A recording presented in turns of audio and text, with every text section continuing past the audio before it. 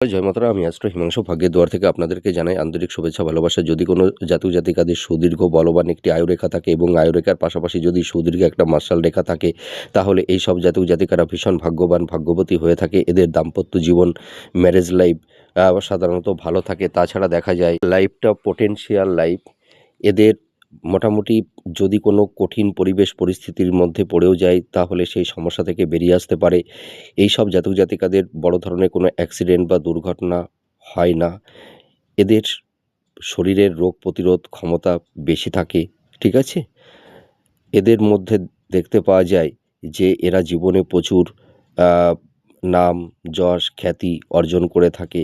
তাছাড়া এই এই ধরনের যদি মার্শাল রেখা থাকে মহিলাদের ক্ষেত্রে দেখা যায় এই সব জাতিকাদের দাম্পত্য জীবন খুব সুখের হয়। এরা স্বামীর ভালো সহযোগিতা, সাপোর্ট পেয়ে থাকে।